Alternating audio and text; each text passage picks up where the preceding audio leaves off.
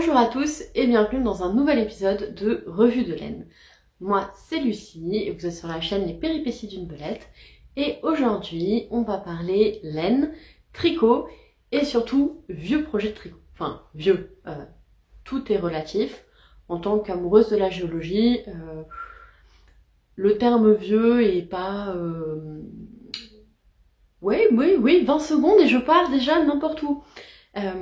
Ouais, bref, donc des tricots qui ont plus de 6 mois et l'objectif de ce petit format de vidéo, c'est de vous parler des modèles que j'ai tricotés donc il y a plus de 6 mois et de vous dire pourquoi je les ai portés, pourquoi je les ai aimés ou pourquoi je les ai pas portés, pas aimés et vous parler un petit peu du vieillissement de la laine. Aujourd'hui, je vous parle du pull Akraberg. Oui, je connais toujours pas les noms, hein. Ne vous inquiétez pas, ça risque pas de changer, je n'ai pas la mémoire des noms. Donc, le pull Akraberg, avec une photo imprimée de manière bien horrible parce que les couleurs sont mal passées, de Randy, je sais pas prononcer ça, H-J-E-L-M. Non, je n'ai pas les clés de langage pour prononcer ce mot, donc bon, de toute façon, je vais l'écrire là, hein. Donc de Randy imprononçable d'Ebès. Enfin imprononçable pour moi. Voilà. Donc c'est un pull qui m'a beaucoup plu. C'est un kit que j'ai acheté sur le site Laine des Îles.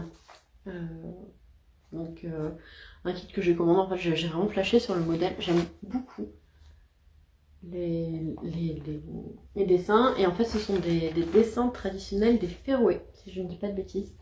Et ça m'a vraiment beaucoup plu. Sur le site de Laine des Îles, il y avait une version bleue que je trouve vraiment magnifique, mais le bleu c'est pas une des couleurs que je porte. Comme vous voyez, moi je suis plutôt dans les tons, déjà des couleurs claires en haut. Je dis que c'est la fille qui tourne 5 épisodes aujourd'hui avec une chemise noire et rouge. Mais je suis plutôt dans les couleurs claires et dans des tons un peu plus chauds. Donc je me suis dit que le bleu c'était pas forcément ce que j'allais porter le plus. Et je suis tombée sur cette magnifique couleur. Alors je trouve qu'elle ressort très mal là sur mon téléphone, mais si ça se trouve ça ressortira bien sur vos écrans. Donc je peux pas dire débrouillez-vous pour la couleur. Citrouille, c'est une couleur citrouille que je trouvais très jolie. Et donc je me suis fait une version de ce pull. Voilà. Alors c'est une construction un petit peu particulière parce que c'est un pull qui se commence du bas vers le haut. Donc on va tricoter jusqu'ici. Ensuite, on va tricoter les manches jusque là également. On va tout rejoindre et on va commencer le yoke en dentelle et on va faire des diminutions au lieu de faire des augmentations. Donc, j'ai pris un coloris citrouille que je trouvais vraiment très joli et un coloris non teinte. J'adore les laines non teintes. C'est une laine qui est vraiment très poilue. C'est une laine rustique. Du genre de laine qui gratte un peu et donc ce pull là en fait je ne l'ai quasiment pas porté. Pourquoi je l'ai pas porté? Parce que je le trouve inconfortable. La première chose c'est que je pense que j'ai fait une taille qui est un petit peu trop petite. J'ai pas fait d'échantillon parce que j'ai la flemme. J'ai souvent la flemme de faire des échantillons. Je suis excitée à l'idée de commencer un nouveau projet, du coup échantillon, allez hop. Au pire, je les ferai. Voilà, la logique. Hein. Je vais tricoter tout un pull pour le défaire parce que j'ai la flemme de faire un échantillon avant. Ah bon. Donc, je le porte très peu. Parce qu'en fait, bon, déjà, il est un petit peu petit, je trouve. Et d'autre part, parce que je n'aime pas le col. En fait, il n'y a pas de rang raccourci pour le col. Et donc, j'arrive pas à différencier le dos du devant. Et du coup, j'ai toujours l'impression de le porter à l'envers. Ce qui du coup m'encourage pas à le mettre. Après, c'est une laine très rustique qui gratte vraiment beaucoup. Alors, très bizarrement, la laine teinte, la partie teinte gratte beaucoup plus que la partie non teinte. La partie non teinte est vraiment toute douce. Alors, ça pique quand même parce que c'est pas... Il y a des cheveux. C'est pas de la laine traitée super wash et tout, donc ça pique, ça gratte, c'est poilu. Mais la partie non teinte, je dirais que ça... Ouais, ça ressemble un peu à du mohair en fait en termes de un peu plus piquant que du mohair, mais si le mohair ça vous gêne absolument pas, en montant ça vous gênera pas. Par contre en teint, je trouve que la laine teinte elle gratte. Elle gratte vraiment, elle est beaucoup plus sèche, tandis que la non teinte elle est vraiment très douce, très voluptueuse, tandis que la partie teinte est rêche. Donc ce pull, voilà, je le porte pas. Et donc j'ai décidé, alors pas tout de suite parce que j'ai d'autres projets et que j'aimerais partir là sur des projets d'été. Mais ce pull là, j'ai décidé de le détricoter en entier. Je vais le détricoter et je vais revoir le patron pour le monter du haut vers le bas parce que je n'aime vraiment pas cette construction du bas vers le haut. Ça m'a grandement perturbée. Donc je vais le remonter du haut vers le bas. Et je vais faire des rangs raccourcis d'un côté ou de l'autre pour remonter le dos. Parce que le fait de ne pas pouvoir différencier le dos et le devant, c'est quelque chose qui me perturbe un peu. D'autant plus que dans la laine que j'avais commandé pour le pull, en fait il me reste un cake complet d'orange et un cake complet de blanc. Donc je vais le faire certainement une ou deux tailles au-dessus pour qu'il soit vraiment plus confortable.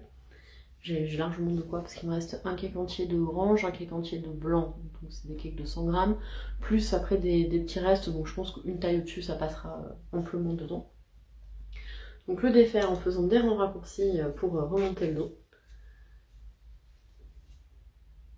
Voilà, et je pense que ce sera beaucoup mieux. Donc je vais vous montrer le pull, je vais vous le passer. Et puis bah, vous allez me dire ce que vous en pensez.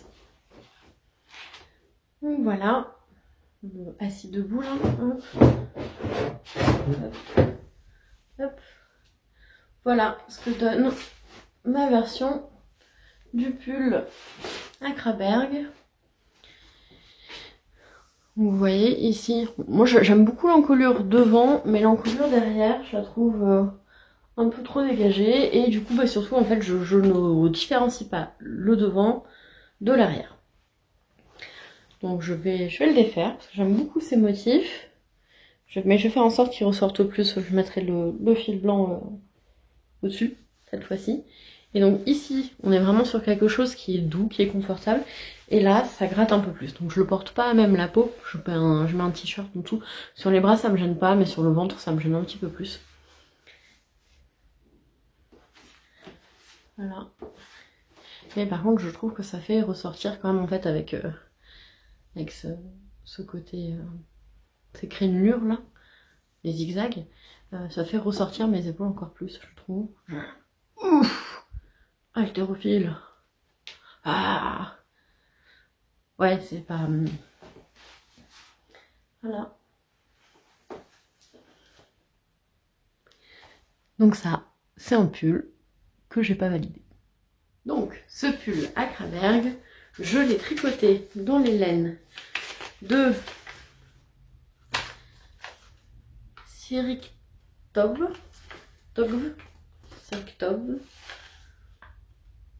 série. Bon. Voilà.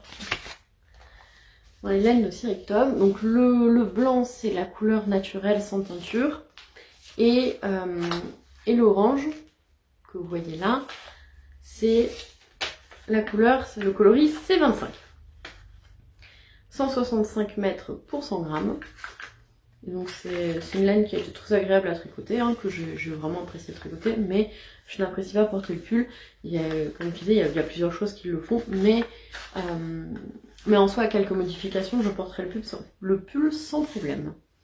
Donc c'est une laine des Féroé que j'ai acquis sur le site Laine des Îles. Voilà. J'ai pas grand chose à dire en fait pour ce projet là parce que du coup j'ai assez peu porté le pull vu qu'il me perturbe vraiment. Le fait de ne pas pouvoir reconnaître le devant du dos me perturbe. Chacun ses tocs, hein. Moi j'ai des problèmes avec la symétrie, avec ce genre de choses. Et donc j'arrive pas à définir où est le devant, où est le dos et ça met un portable. Ça met un portable et voilà. Voilà. Du coup, vous reverrez certainement ce pull, je vais le détricoter, enfin, je vais le détricoter et je vais le refaire. Il me semble qu'il est rapide, hein, c'est de la grosse laine, donc ça se monte je crois en aiguille 4 ou 5, ça va vite. Ça va très vite. Bah attendez, je peux vous le dire. Je suis nouille. J'ai ça à côté. Donc, ouais, donc j'ai fait la taille L. Vous êtes dans 110 cm de tour de poitrine. Et donc, sur l'image, il demande une aisance positive de 10 cm, soit un tour de poitrine de 118. Moi, censé me faire du coup 12 cm d'aisance positive. Et je suis pas certaine que je les ai. Donc j'ai peut-être tricoté un peu serré. Et ça se tricote en aiguille 5 et en aiguille 6. Donc c'est vraiment un projet qui va vite. Et il préconise pour la taille L 742 mètres de couleur principale et 248 mètres de couleur contrastante. Clairement j'avais trop de laine, donc je pense que j'ai dû tricoter vraiment trop serré ou... Enfin bref, il y a eu un cheveu dans la soupe. Et donc vous reverrez certainement ce projet dans un épisode de podcast quand je me serai décidée à le refaire. Voilà. Sur ce, il ne me reste plus qu'à vous souhaiter une bonne journée, une bonne soirée ou une bonne nuit en fonction de quand est-ce que vous regardez l'épisode. Parce que oui, j'ai vu qu'il y avait des gens qui regardaient l'épisode en pleine nuit. Bienvenue les insomniaques. Je vais pas réussir à faire un truc cohérent, hein. C'est pas possible. Donc, je vous souhaite une bonne journée, une bonne soirée, une bonne nuit en fonction de quand est-ce que vous regardez cet épisode. Et je vous dis à la prochaine fois. Ciao!